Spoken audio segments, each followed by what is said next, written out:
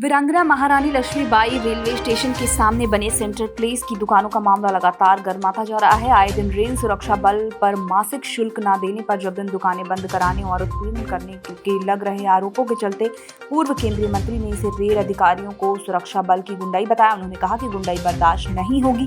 अगर रेल सुरक्षा बल निर्दोष दुकानदारों को परेशान करता है तो हम सब मिलकर जेल जाने को तैयार हैं। सोमवार को रेल सुरक्षा बल का भारी फोर्स और रेलवे इंजीनियर सेंटर प्लेस पर बनी दुकानों को बंद कराने के लिए पहुंची। तभी दुकानदारों ने हंगामा शुरू करते हुए रेलवे इंजीनियर और रेल सुरक्षा बल से दुकान बंद कराने का नोटिस मांगा, जिस पर इंजीनियर और सुरक्षा बल नोटिस नहीं दिखा सका। इस पर व्यापारी हंगामा करने लगे और दुकान बंद करने से इनकार कर दिया। इधर हंगामे के बीच सेंटर प्लेस फूड कोर्ट पर पूर्व केंद्रीय मंत्री प्रदीप तो ऐसा थोड़ी है कि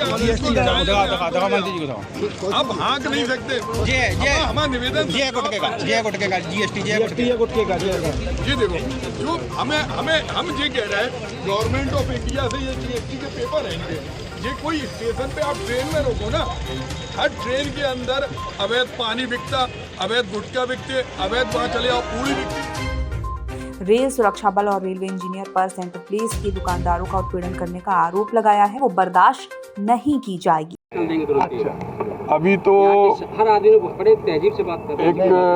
एक व्यक्ति को कोई गुंडे परेशान करते थे, लेकिन ये पहली बार देख रहे हैं कि सरकारी विभाग के अधिकारी और आरपीएफ मिलके गुंडागिर्दी कर रही।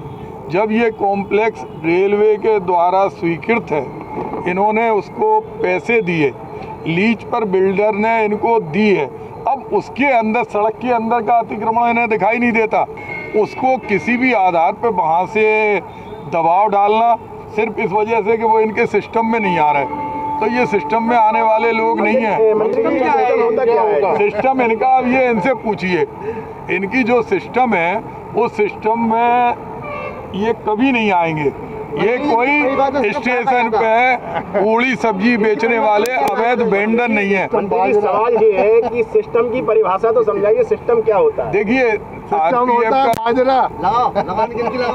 देखो एक चीज हम आपको बताएं, जो भी इनके नियम कायदे कानून है, मान लो ये स्टेशन पे जो माल बेचते हैं उनके लिए इनके जो नियम कायदे कानून है वो इस पे लागू नहीं होंगे। अब उसमें वैध अवैध में आप जो करते हो, यहाँ सब वैध हैं, यहाँ का कोई दुकानदार अवैध नहीं है।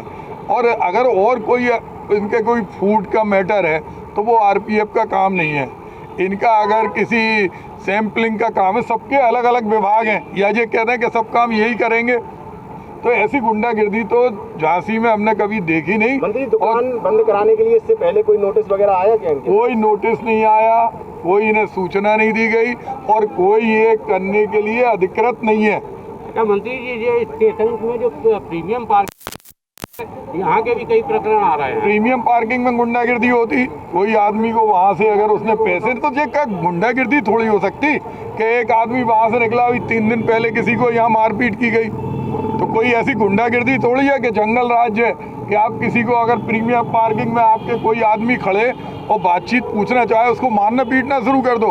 तो प्रीमियम पार्किंग झांसी में नहीं होना चाहिए। हम लोग लड़ना जानते हैं, झांसी का नाम हटा था, उसको हम लोगों ने जोड़ा था और मानना पड़ा।